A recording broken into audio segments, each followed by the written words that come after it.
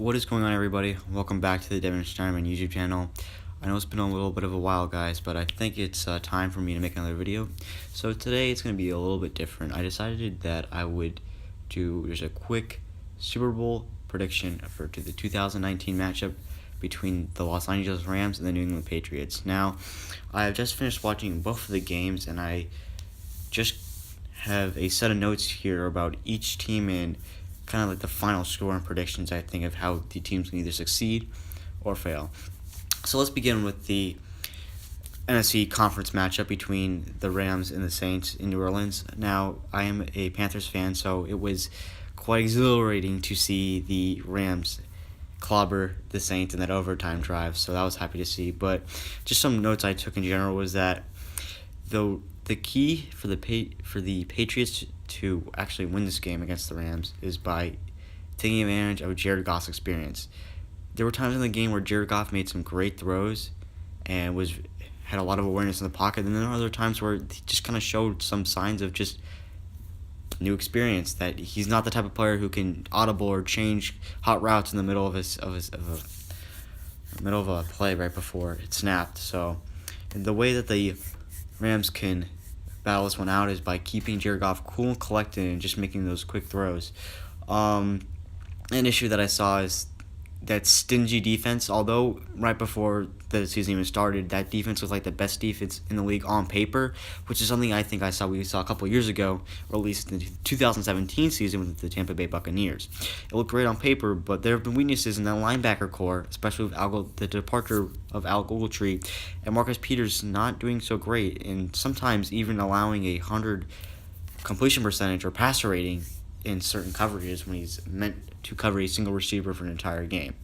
So that defense needs to pick up its slack immediately and heat up as soon as they can by forcing some turnovers, because facing a 13-0 deficit against the New England Patriots is not something to come back from, especially in the Super Bowl. Another factor that they need to work on is keeping Todd Gurley healthy. I know he's been doing, I believe it has been a possible knee injury or some kind of effect in one of his legs, but he needs to be healthy. What I noticed throughout the later parts of the game is that we saw less of Todd Gurley and more C.J. Anderson. As of the later Week 16-17 season, we've seen C.J. Anderson heat up and absolutely ball out. He is a good player. However, we did see him struggle a little bit, even almost fumbling the game away in the later drives. So C.J. Anderson is not a bad replacement, but Todd Gurley needs to get some rest and be able to be the big de facto in this game if they're going to win. Another thing I want to talk about is their special teams. Their special teams played overall pretty well. Sure, there were some semi-big returns. Greg Zuerlein absolutely knocked it out of the park for this game, showing why he can be clutch and how he can win his team some games. Another thing that the Rams are going to need to worry about is Cooper Kupp's injury. I know it's been a while, and it seems like the Rams haven't figured it out, but it's going to come back and haunt them eventually. Cooper Kupp was no amateur receiver. He was showing some great strides this year, and even improving on from his great rookie campaign, in my own opinion. So hopefully Josh Reynolds, it may be Everett, and maybe Tyler Higbee can show up and not just become blockers, but as well as good pass catchers. Also, I think another thing to think about is there were a few lucky calls. Yes, that blatant third down pass interference against Tommy Lee Lewis was kind of lucky. Listen, if you're a Saints fan, I'm sorry. Not every call is going to go your way. Trust me, I think every NFL fan has been through that.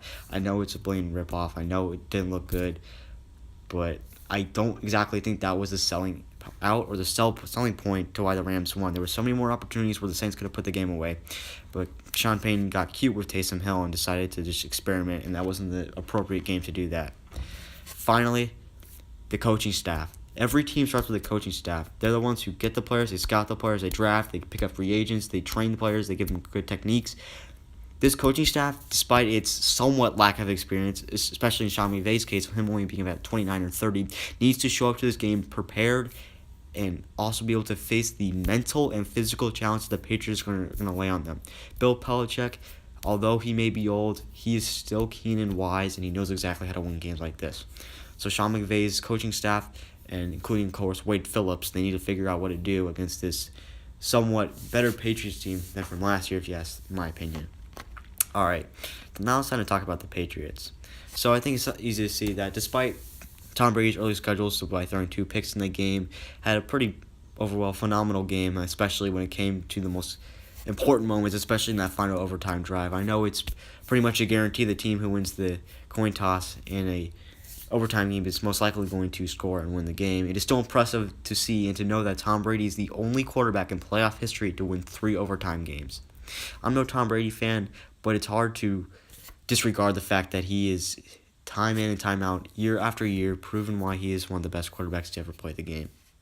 Another thing I want to talk about is Edelman. The last year's Super Bowl, a big factor of what was not so successful about the Patriots' appearance, or matchup at least, against the Eagles was that Edelman was not there.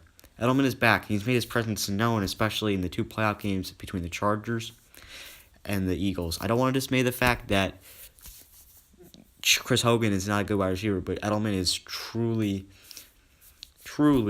Brady's technically first down option, which brings me to my real option in Tom Brady's connection with Rob Gronkowski. When Rob Gronkowski is one-on-one, I would say about 8 to 9 out of 10 times he's going to win that battle. We saw many times where Daniel Swanson maybe switched to a nickel package or went into a blitz, only allowing Eric Berry to solidify or have to worry about shutting down Gronkowski by himself. I'm not disregarding the fact that Eric Berry is not a good safety. When healthy, he's one of the best safeties in the league. But there's no way in heck you are going to outbeat or out-physically play Rob Gronkowski. It's impossible. The dude's a beast tight end and is certainly going to Canton as soon as he retires in 5 years down the road. Also, what I think is important about was the run game. Burkhead, White, Michelle. In my opinion, they're 3 underrated tandem.